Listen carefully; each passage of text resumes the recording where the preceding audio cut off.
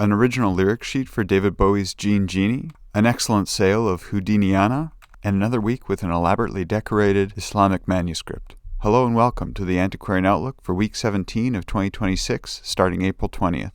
I'm your host, Spencer W. Stuart. For more details on my collection advisory services, publications, and programs, follow the links below. Now let's get into last week's results. Over last weekend, Damien and Voglaire had books. There were 438 lots offered, of which 346 sold, making for a 79% sell-through rate. Highest price realized was lot 578, Marcel Brutter's invitation for his first exhibition from 1964. Estimates were set at 3,000 to 4,000 euros, realizing 6,000. Two buy-ins of note, lot 559, a series of 9 woodcuts by Voglaire, estimates set at 1,500 to 2,000 euros, as well as Jean Cocteau's The Crucifixion from 1946. Again, estimates set at 1,500 to 2,000 euros. A lot that exceeded expectation was 746, Miloš's Book 1 of the Lithuanian Suite from 1968. Estimates were set at 200 to 300 euros, realizing 4,000. Finishing off the weekend, Potter & Potter Auctions had Houdiniana and Magic Memorabilia. There were 432 lots offered, of which 430 sold, making for a 99.5% sell-through rate. Highest price realized was lot 4, Houdini's Paper Magic, inscribed and signed by Houdini to Beatrice Houdini, published in 1922. Estimates were set at 20,000 to 30,000 US dollars, realizing 31,200 US dollars. A buy-in of note, lot 337, this Leon Herman souvenir pocket mirror from the 1900s. Estimates were set at 700 to 900 US dollars. A lot that exceeded expectation was 81, this handbill for the Koch & Company Houdini Challenge from 1907. Estimates were set at 500 to 1,000 US dollars, realizing just above 19,000. On to Monday, OSENAT had photographs and cameras. There were 197 lots offered, of which 122 sold, making for a 62% sell-through rate. Highest price realized was lot 124, a photographic album depicting the building of the Rockefeller Center from 1930 through to 1940. Estimates were set at 300 to 500 euros, realizing 1,650. Three buy-ins of note, all related to the same artist, lots 158 through to 160, all prints by Wood, estimates set at 6,000 to 8,000 euros. On to Tuesday, New England Book Auctions had fine books and ephemera. There were 215 lots offered, of which 211 sold, making for a 98% sell-through rate. Highest price realized was lot 33, a compilation of 5 volumes of Dickens's Christmas books. The highest bidder was 2,500 US dollars. On to Wednesday, Alda had rare original literary editions, Baudelairean Memories. There were 284 lots offered, of which 199 lots sold, making for a 70% sell-through rate. Highest price realized was lot 31, Reynaud's Portrait of Baudelaire from 1810. The highest bidder was 57,500 euros. A lot that exceeded expectation was 283, Yersineri's Memoirs of Hadrian, a first edition from 1951. Estimates were set at 15,000 to 20,000 euros, realizing 35,000. Next sale, Ajut had rare books and antiquarian manuscripts. There were 425 lots offered, of which 288 sold, making for a 68% sell-through rate. Highest price realized was lot 115, an autographed letter signed by Claude Monet from 1892. Highest bidder was 52,000 euros. A buy-in of note, lot 234, a collection of 82 original documents connected to Paris from the 16th to 18th century. Estimates were set at 20,000 to 30,000 euros. Next sale, Ehlers and Ogletree had the estate of Dr. G.B. Espy. There were 230 lots offered, of which 227 sold, making for a 99% sell-through rate. Highest price realized was lot 104, Harper Lee's To Kill a Mockingbird in first edition, inscribed and signed. Estimates were set at 40,000 to 50,000 US dollars, realizing 27,500 US dollars. A buy-in of note, lot 150, a typed letter signed by Albert Einstein. Estimates were set at 8,000 to 12,000 US dollars. Next sale, Alda had an online sale of first editions for the 19th to the 21st century. There were 177 lots offered, of which 89 sold, making for a 50% sell-through rate.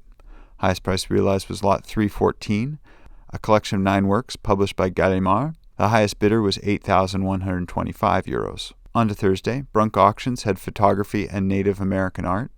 There were 211 lots offered, of which 181 sold, making for an 86% sell-through rate.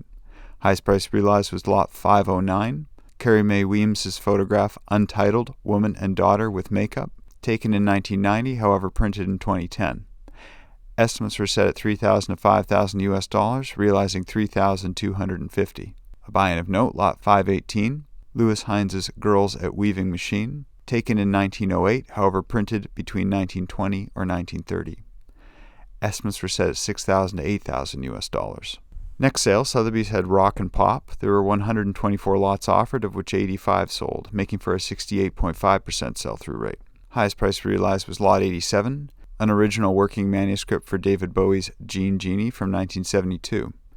Estimates were set at $125,000 to $150,000 US, realizing just above $153,500 US. A lot that exceeded expectation was 9. A signed travel Bible given to Elvis Presley by a fan in the 1970s. Estimates were set at $3,000 to $5,000 US, realizing $57,600 US. Next sale, Forum Auctions had an online sale of modern literature. There were 314 lots offered, of which 285 sold, making for a 91% sell-through rate. Highest price realized was lot 294, a first edition presentation copy of Tolkien's The Silmarillion from 1977.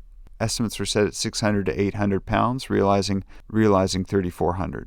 Next sale, Swan Galleries had fine books featuring focus on women. There were 479 lots offered, of which 423 sold, making for an 88% sell-through rate. Highest price realized was lot 92, Charles Darwin's On Origin of Species, first edition, originally owned by Sir Frederick Pollock. Estimates were set at $50,000 to $70,000 US, realizing $150,000 US. A lot that exceeded expectation was 408, an illuminated Islamic devotional manuscript from the 19th century. Estimates were set at $800 to $1,200 US, realizing $20,000 US. Next sale, Vermeaux de Paix had Back to the Moon 2 NASA photographs. There were 301 lots offered, of which 44 sold, making for a 15% sell-through rate. Highest price realized was lot 127, a large format print Apollo 17 mission. Estimates were set at 600 to 800 euros, realizing 1,150. Two buy-ins of note, lot 41, an historic photograph from the Apollo 11 mission, estimates set at 2,000 to 3,000 euros, as well as lot 262, a lunar reconnaissance orbiter mission image, with estimates set at 2,000 to 3,000 euros as well. Next sale, Fairhill Auctions had vintage posters, politics, and erotica. There are 350 lots offered, of which 182 sold, making for a 52% sell-through rate. Highest price realized was lot 26, a limited edition copy of Roosevelt's book Big Game Hunting in the Rockies and on the Great Plains. Estimates were set at $2,000 to $3,000 US, realizing $2,750. A lot that exceeded expectation was 224, an original World War II war effort propaganda poster. Estimates were set at $200 to $300 US, realizing $1,300. Well, that's been the week from here. What'd you think of last week's results? Anything surprise you? Anything you had your eye on? Make sure to put some comments below and we'll keep the conversation going. Remember, if you want to stay up to date, be sure to like this video, subscribe to the YouTube channel, turn on your notifications, and let others know about this program. In the news, registration remains open for the May sessions of Collecting Insights at the Expanding and Legacy levels. As always, registrants will receive a complimentary copy of Contemporary Issues and Rare Books and Manuscript Collecting. If you have any questions about the course content, don't hesitate to get in touch. We'd love to hear from you. Also, for a hyperlinked list of next week's auctions we have an eye on, also please get in touch with us directly. The Antiquarian Outlook is totally independent. Its producers do not hold inventory, nor do they represent any consignments or acquisitions mentioned. Thanks again for tuning in, all for now, and we'll see you next week.